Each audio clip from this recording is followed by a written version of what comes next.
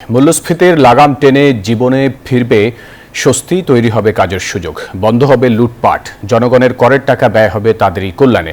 আসন্ন বাজেট ঘিরে এমনই প্রত্যাশা সাধারণ মানুষের। বিস্তারিত রিপোর্টে। রাখাল চন্দ্রের বয়সটা 40 পেরিয়েছে আরো বছর আগে। জীবনের অর্ধেকটা সময় পার হয়েছে রিক্সা চালিয়ে। সংসারের আয় ব্যয়ের হিসেবটা রাখেন ঠিকই, তবে সেই হিসেব আজকাল মেলে না সহজে। সারাদিনে রুজি করি 500, কিন্তু বাজার করতে গেলে 500 কোনো বাজার হয় না। সবকিছুর দাম বাড়তি। এই বাজারে যিনি সবকিছুর দাম যিনি কমায় দেয়, আমরা যিনি খায়া পরে বাঁচতে পারি। মানুষের কোনো কর্মসংস্থান নাই। দ্বিতীয়ত জিনিসের দাম এখন 1 টাকার জিনিস যদি আপনি 8 আনা দেন, তাও কিন্তু খুব কষ্ট হচ্ছে।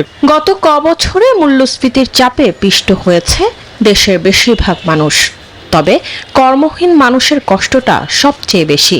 দেখা যাচ্ছে যে গত বছর নাকি আবার 3 লক্ষ বেকার আবার নতুন হয়ে যুক্ত হয়েছে। তো আমরা চাচ্ছি যেন বেকারত্বটা কমিয়ে আনা হয় যে কোনোভাবে হোক। বাজেট নিয়ে গভীর চিন্তা করার মানুষও কম নয় সমাজে।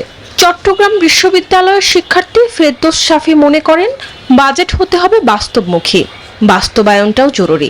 আবার কেউ কেউ বলছেন স্বাস্থ্য ও শিক্ষার মতো খাতে নজর বাড়াতে হবে সরকারকে।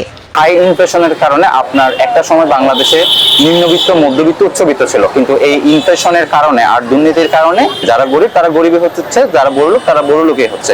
এটা বাংলাদেশের জন্য, ভবিষ্যতের জন্য খুবই একটা আশঙ্কা, মানে বিপজ্জনক। যারা দৈনন্দিন কাজ করে তারপরে খাচ্ছে, তারা যেন ভালো খাবার খেতে পারে। তারা আসলে বাজেট, অনেক টাকা, অনেক কিছু এগুলো বোঝে না।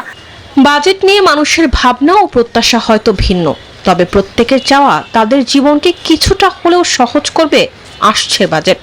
বাজেটের জটিল হিসেব নিকেশে হয়তো আগ্রহ নেই অধিকাংশ সাধারণ মানুষের, তবে বাজেট ঘিরে রয়েছে অনেক প্রত্যাশা। নতুন বাজেটে সেই প্রত্যাশার হিসেব কতটা মিলবে সেটি এখন দেখার বিষয়। মরিয়ম আজিজ, মরিন, নিউজ 24, ঢাকা।